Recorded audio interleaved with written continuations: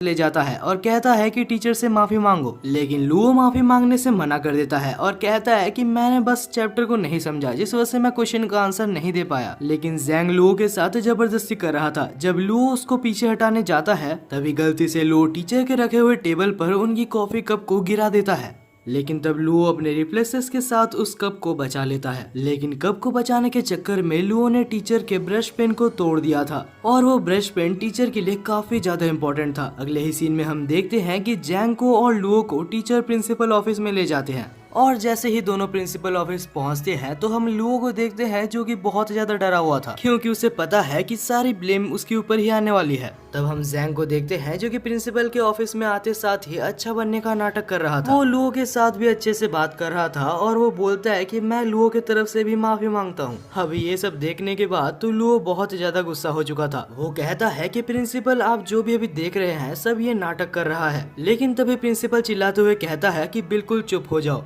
Luo, तुमने teacher जू के सबसे ज्यादा इम्पोर्टेंट चीज को तोड़ दिया है। ये एक हजारों सालों इम्पोर्टेंट एंशियंट ब्रश था जिसे कि ढूंढना लगभग इम्पॉसिबल है।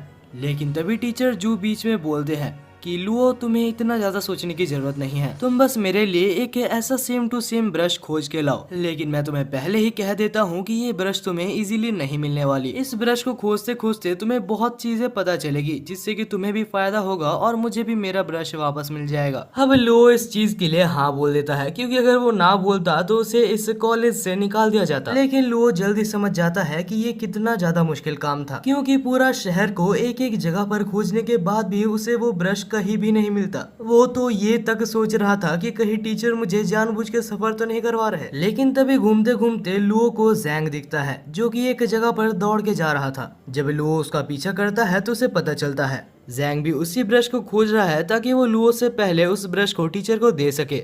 और तभी जैंग के अंकल बोलते हैं कि ये ब्रश मुझे मिल चुका है जो कि यहाँ पर नहीं एक और सिटी में है, हम लोग वहाँ पर चलेंगे लेकिन उससे पहले हम लोग कुछ खा लेते हैं। दूसरी तरफ हम लुओ को देखते हैं जो कि खुश हो रहा था क्योंकि ये उसके लिए बहुत बड़ा मौका था और लुओ जल्दी से जल्दी दूसरे सिटी में जाता है और उस शॉप को खोज लेता है। जब लुओ उस शॉप में पहुंचता है तो वहाँ पर मौजूद शॉपकीपर जो कि एक लड़की थी जिसका नाम रोंग था और उसे देखते साथ हमारे लुओ को उससे पहली नजर में ही प्यार हो गया था। अब वो शर्माते शर्माते पूछता है तो क्या तुम्हारे पास वो ब्रश है, और रोंग भी बोलती है कि हाँ हमारे पास वो ब्रश है। उसके बाद वो उसे ब्रश को दिखाती है, लेकिन वो उसे ब्रश को छूने से मना करती है क्योंकि अभी वो उसे नहीं बेच सकते। वो कहती है कि मेरे ग्रैंडफादर जब यहाँ पर आ जाएंगे उसके बाद मैं उनसे पूछ के ये ब्रश तुम्हें बेच सकती हूँ। तभी वहाँ पर एक सूट पहना हुआ आदमी वहाँ पर एंटर करता है और कहता है कि वो ब्रश मेरी है।